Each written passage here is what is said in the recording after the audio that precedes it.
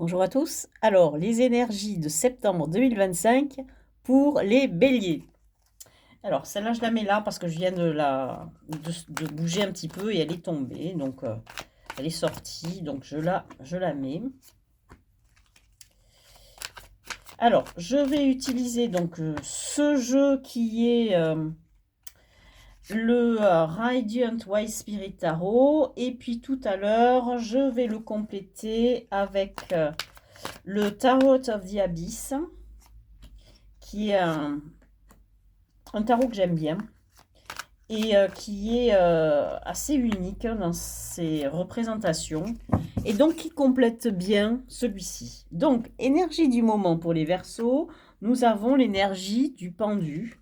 Donc, le sentiment d'être un peu arrêté, de ne pas avoir d'opportunité de bouger, d'être ralenti, ou bien plutôt la nécessité de se poser et de réfléchir un peu.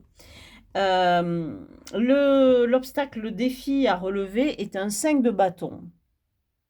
5 de bâton, c'est une énergie de compétition.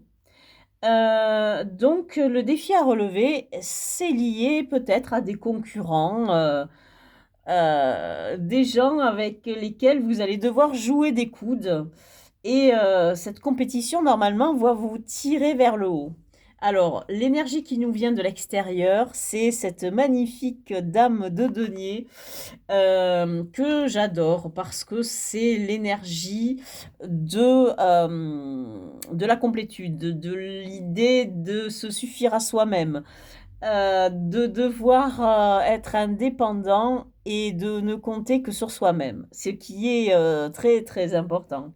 L'énergie sur laquelle on doit se reposer et qui nous vient de nous, c'est celle de l'as de denier, c'est-à-dire on est appelé à rassembler ses forces, son énergie pour commencer quelque chose dans la matière. L'énergie centrale dans le jeu, c'est celle de la roue de fortune. Alors ça, c'est vraiment intéressant. On doit faire tourner cette roue, on doit avancer pour sortir de cet immobilisme. Alors, cela va très bien avec cette idée d'as de denier, hein, cette roue de fortune. La roue de la vie tourne, donc on a cette concurrence qui va vous pousser à avancer, cette idée de création dans la matière, cette idée de devoir être indépendant, tout ça vous pousse à agir. Et on a au niveau de votre vie affective, on a un 10 de bâton qui nous parle d'un poids, quelque chose qui vous pèse. Dans l'énergie de votre vie plutôt financière ou liée au travail, etc., on a le pape. Donc on a une idée d'être établi socialement et on a aussi une idée de foi. On a une idée d'être relié au monde d'en haut. Dans la vie intérieure, on a le soleil. Donc, une énergie très positive. Le soleil, c'est l'énergie du bonheur, c'est l'énergie de la chance et de la protection divine. Donc, on voit qu'on a en ce moment une espèce de force qui nous immobilise, peut-être ce poids qu'on a dans une vie affective ou quelque chose qui, euh, qui est pesant. Mais tout le reste nous pousse à avancer. Et pour ce qui est de l'énergie qui se prolonge qui nous projette vers une conclusion dans le futur immédiat, en tout cas, on a le 7 d'épée, qui est une énergie qui est double. Elle peut soit parler d'une trahison, donc quelque chose qui peut être lié à ça, hein, mais elle peut aussi parler de la nécessité de faire des choses en douce. Donc, je vais prendre ce deuxième jeu et on va voir si il va nous aider à trancher entre ces deux possibilités ou pas. Ah, celle-là, elle est venue, je la mets là. Oh ben écoutez, c'est incroyable. C'est la roue de fortune. Attendez, celle-là, c'est tout qui sort. Je vais la placer. Voilà. La roue de fortune sur la roue de fortune. Donc je vais la laisser, hein, je vous ferai sûrement, je tirerai une autre carte. Euh, mais, euh, mais le jeu là est en train de nous crier dessus. Oui, non, mais ça va bouger, hein. Là, ça y est, c'est parti. Il y a quelque chose qui se passe. C'est impressionnant, hein. Alors, donc, l'énergie sur le pendu, on a le page d'épée. Alors, le page d'épée dans ce jeu, on le voit, c'est quelqu'un qui saisit son épée. Et cette étoile-là représente une révélation, une vérité qui se fait jour. On prend son épée, on doit percer cette vérité, mais on n'y est pas encore. Ça vient après, ça vient un peu plus tard. Donc on est au début de comprendre quelque chose, une vérité se fait jour, et peut-être que cette vérité, on l'a compris ici, en étant un petit peu freiné par ce pendu. On voit que ce pendu, il a une illumination, donc c'est grâce au fait d'être un petit peu ralenti que l'on réfléchit et où on a cette vérité qui se fait jour. Donc, dans le défi à relever, on a cette idée donc de concurrence, hein, de devoir jouer des coudes, et qui nous appelle à se saisir de cette énergie du fou, c'est-à-dire d'avancer, de laisser les autres batailler bêtement, de les laisser entre eux, et soi-même d'avancer sans trop s'attacher à tout ça. L'énergie qui nous vient du monde extérieur, c'est l'idée de la collaboration.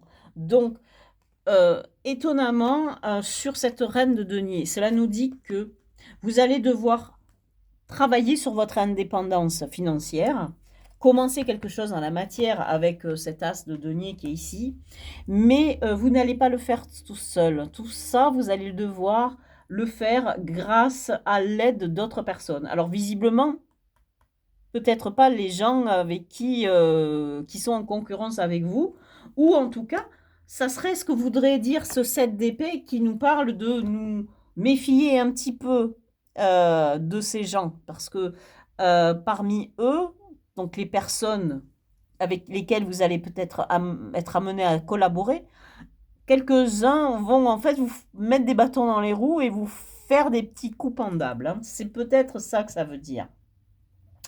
L'énergie sur laquelle vous devez vous reposer, c'est quand même celle du 2 de coupe.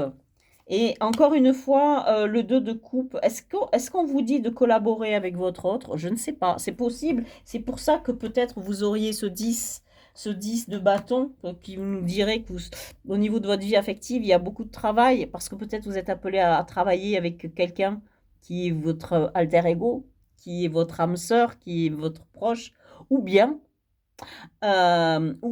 si vous n'êtes pas en couple, cette carte peut parler de cette nouvelle partie, ce nouveau vous que vous devez faire émerger de cette situation. Parce que vous allez être sorti, vous allez vous en sortir par le haut, mais vous allez être transformé par cette épreuve.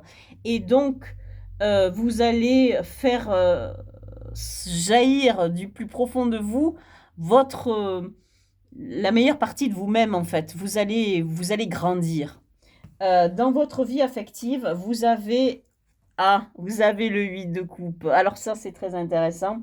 Le 8 de coupe, on le voit ici avec ce 10 de bâton. Alors en fait, lui, ces deux cartes contredisent ce que je viens de dire. C'est plutôt vous-même là-dedans qui est représenté, puisque au niveau de votre vie affective, on a un espèce de poids qui nous pèse, et on a le 8 de coupe. Et ce 8 de coupe, on voit clairement que cette personne, elle en a ras-le-bol, elle s'en va, elle balance sa coupe, elle la vide, elle n'en peut plus. Voilà ce que ça veut dire. Nous n'en pouvez plus. Vous allez partir, vous allez changer d'air, vous allez chercher la neuvième coupe, vous allez chercher votre Graal. Ce Graal, est-ce que c'est vous dans le futur, ce que vous avez toujours rêvé d'être, quelqu'un qui va être là quand cette roue de fortune, vous l'aurez faite tourner. C'est ça que vous devez faire tourner cette roue de fortune. Alors, dans votre vie matérielle, au niveau du travail, etc., vous avez que des excellentes cartes. Vous avez le pape et vous avez la force, qui est une magnifique carte dans ce jeu. Et donc vraiment, on vous dit d'apprivoiser vos peurs, hein. La force, c'est apprivoiser vos peurs. Euh, Apprivoiser aussi peut-être vos instincts, parce que peut-être que tout ce que vous avez vécu ou que vous êtes en train de vivre vous met en colère. Et la force vous dit non, maîtrisez-vous euh, pour, euh, pour affronter ce moment, hein, cette vérité-là qui se fait jour, qui peut-être est très désagréable, hein, puisqu'elle vous pousse à partir et à vous dire je m'en vais, ça suffit. Dans la vie intérieure, vous avez un 10 de pentacle. En plus de cette carte du bonheur, c'est-à-dire vous avez cette énergie d'abondance dans la vie matérielle. Donc il est vraiment question ici de commencer quelque chose dans la matière et on a une envie de vraiment de réussite. On a une vie. Alors on a deux fois la roue de fortune qui nous pousse à vraiment à avancer. On a le soleil, on a le 10 de pentacle qui c'est vraiment l'énergie de l'opulence, de la réussite matérielle, mais complète. Cette carte, on a une famille, on a un arbre, donc on a vraiment quelque chose de... Non seulement c'est concret, ça représente un foyer, hein, concrètement ancré dans la matière, et quelque chose qui se projette dans le futur. On a un arbre, hein, on a l'idée de générations qui vont se succéder les unes aux autres. Et dans les énergies qui se projettent dans l'avenir, sur ce 7 d'épée, on a un 7 de pentacle. Alors, je crois que les deux sets sont liés et qu'en fait, ça n'est peut-être pas question d'une trahison, ou bien si elle y est, cette trahison, c'est cette trahison qui vous fait avancer et c'est cette trahison qui vous pousse à euh, être dans le concret, hein, le pentacle c'est le concret, mais avec le 7 de pentacle, il est question d'avoir semé quelque chose dans la matière avec cet as, hein, et d'en récolter à présent les fruits. Donc on est dans une énergie qui est vraiment de création. On vit une épreuve en ce moment peut-être désagréable dans sa vie affective. On a un défi à relever, c'est celle d'avancer, de laisser passer tout ça, de créer quelque chose dans la matière pour établir son indépendance financière et sa propre abondance et son propre bonheur. Je vais tirer une carte supplémentaire sur cette double roue de fortune, pour voir ce qu'on va avoir comme troisième carte, parce que j'aimerais bien avoir quelque chose en plus. Alors là, on peut pas avoir une troisième roue de fortune sur ça. Donc, qu'est-ce qui va nous arriver? On a, on a l'ermite. Donc, encore un arcane majeur. Donc on a vraiment là, sur les deux roues de fortune, on a un arcane majeur. Donc on a trois arcanes majeurs superposés. Si on regarde bien, des arcanes majeurs, ici, vous avez le fou, vous avez la force, vous avez le pape, vous avez deux fois la roue de fortune, vous avez le soleil. C'est franchement que d'excellentes cartes. Et l'ermite qui arrive par-dessus est une énergie de solitude. La reine de denier est une énergie de solitude, complétude, donc célibat. Donc il y a peut-être même cette idée, hein, de lâcher derrière soi une histoire, peut-être. Cet ermite, lui, il va bien avec le pendu. J'avais oublié, il y a le pendu aussi. Il va bien avec le pendu, ce sont 2 énergies complémentaires où l'ermite, il se retire dans sa grotte pour penser, il se retire en lui-même pour réfléchir. On a cette idée-là, hein, on a une révélation qui se fait et de cette réflexion, on en tire une sagesse et cette sagesse nous permet d'avancer, de faire progresser, de faire tourner cette roue de fortune, mais aussi, d'éclairer sa propre vie et d'éclairer le chemin pour les autres. C'est une carte qui pour moi est très, très positive, l'ermite. Voilà, pour, ces énergies, pour le mois de septembre 2025 pour les béliers. Je vous remercie de m'avoir écouté et je vous dis à bientôt dans une prochaine vidéo.